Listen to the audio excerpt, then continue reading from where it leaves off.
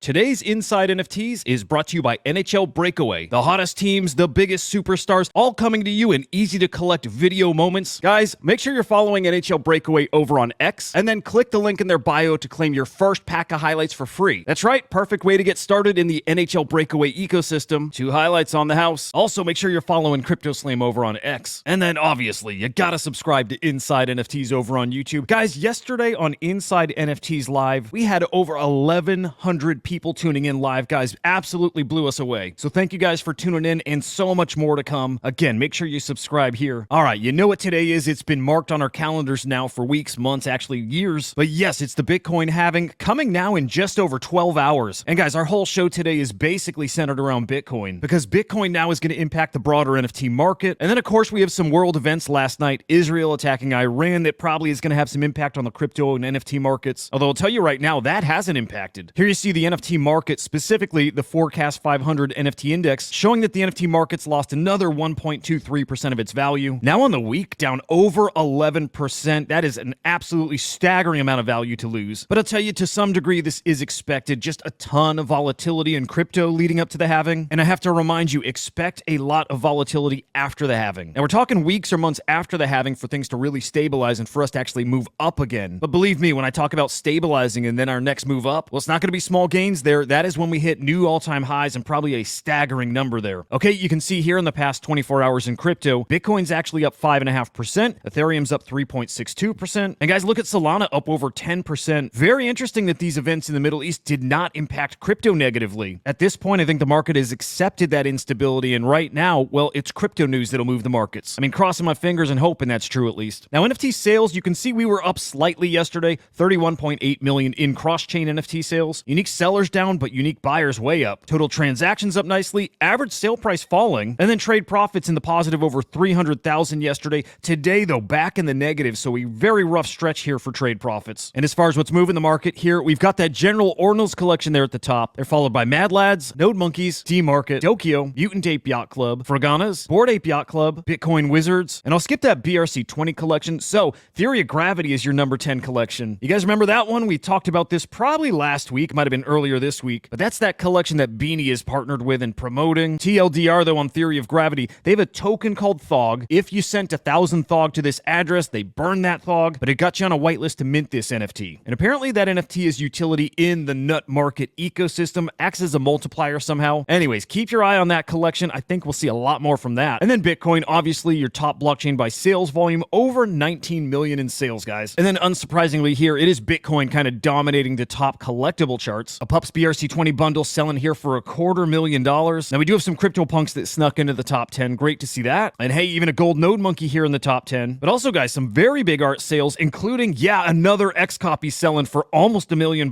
You can see this incredible piece here called Slave. Well, this guy here sold for 315 ETH, $977,000. Man, I love this. And hey, another fantastic art sale right here. This one coming from Alpha Centauri Kid. Apparently, this is his first 1-1 sale on Super Rare in 2 years, but man, nice sale for him. Congrats to both the buyer and to ACK. You can see here, this going for 28.69 ETH, $87,000. Lovely stuff. Now, before we get deep into Bitcoin, I gotta say, man, I was really hoping for a good segment on Ethereum NFTs, because yesterday, I would say even most of the day, basically every collection was up in the green. Yeah, guys, floor prices were pumping over on ETH. The Mutant Apes were over 2 ETH. V1 Punks bounced back over 2 ETH. It was green literally across the board. And you can see today, it is much more of a mixed bag, so not a lot to report here on the ETH front. So then, yeah, let's get to Bitcoin, where the action is. Speaking of that action, though, in one of my Discord groups yesterday, people were talking about how similar what's happening in Bitcoin is right now to the bull run of 2021. Okay, if you're not feeling that kind of energy here in the NFT space, it might be because you're not focusing on Bitcoin. There are brand new mints every day that are finding traders and profits. So again, if you're not seeing any of that, and if you're feeling like the NFT market is down bad, well, then I wonder if you're not actually looking in the Bitcoin ecosystem. Remember, I said this run would be almost primarily in Bitcoin, and so far that's exactly how it's playing out. And also, I'll still keep saying we are just getting started here. Anyways, here you see Runestone with 127 Bitcoin in volume. Guys, that's about $8.5 million. And then those Prometheans from Cyberkongs over $4 million. These would be your top 1 and 2 NFT collections on the collection rankings. So clearly people are gearing up for runes, which again arrive at the halving. They arrive today. Quantum Cat seemed to get a major pump now at 0.42 Bitcoin, so very close actually to flipping the Node Monkeys. Wow. But certainly right now flipping the Bitcoin puppets. My prediction, prediction, guys, is Quantum Cats is going to be that top collection, that top PFP. I do think it has a great chance to beat out Bitcoin Puppets, Node Monkeys, and full disclosure, of course, yes, I do have a Quantum Cat. Okay, you saw the Halving countdown, but this is the vibe in the space. Everybody here just waiting, edge of their seat for these runes. Doesn't matter if you're a runestone holder or if you're deep in the pups, even projects who are not delivering a rune, something like the Honey Badgers here. Everybody is waiting for this historic moment of the Halving. This man is all of us today. We just can't wait for the Halving and really what's on the other side of the Halving. It's uncharted territory and we cannot wait for this.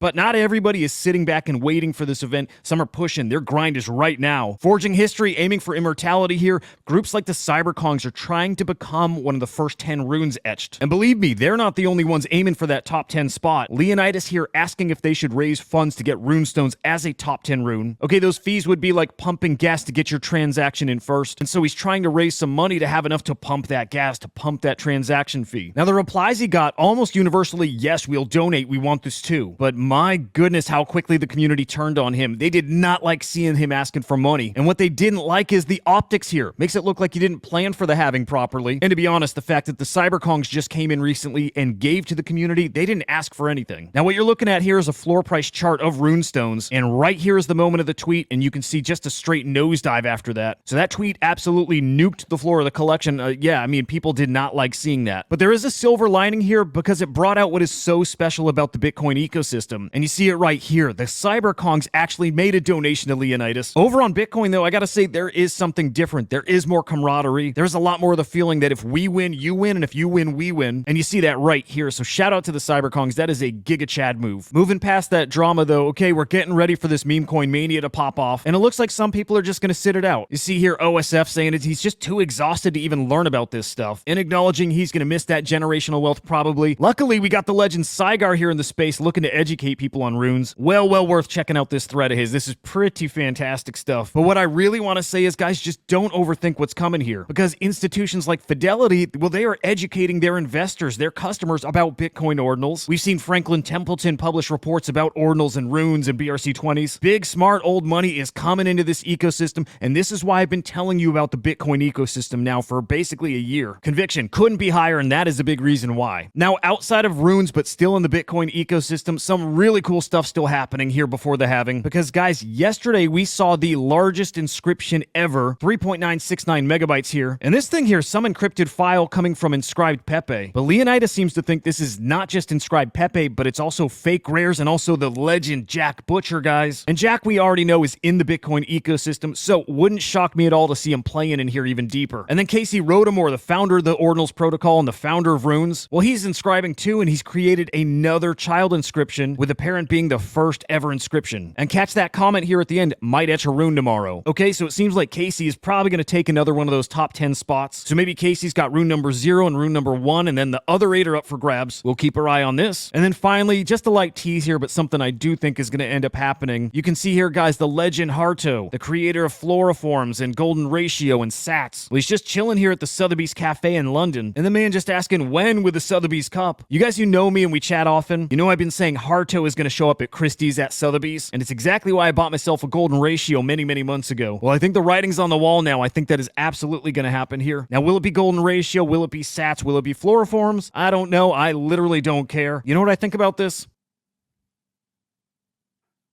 You feel me? Okay, we have some fantastic Slam Vision shows for you today, starting with NFT Live, coming at you live at 1 p.m. Eastern Time, and you can catch those guys over on X and also on YouTube. But fam, you're also getting Inside NFTs Live today at 4:30 p.m. Eastern Time, and the Friday show is the big show. So join us today. It'll be Henry the Grape, the Great Peter on Fire, Joe, the legend Biggie Poppins, and of course I'll be there. And guys, we're going to take you on a tour of the entire NFT ecosystem. We're talking market, we're talking runes, we're talking all the biggest happenings. Guys, this is a show you don't want to miss. We are cooking up something special for you guys, so tune in. And then tomorrow morning, guys, Inside NFTs will be live at 4:20 a.m. That'll be Central Time, because fam, I'm kicking off a 12-hour marathon stream, so come and stop by anytime. We're gonna do the market, we'll do all that stuff, but we'll have some fun events too, so you definitely don't want to miss the show. Hope to see you guys there, because remember, if it's happening in NFTs, I'm bringing you inside. Until the next time, I'll see ya.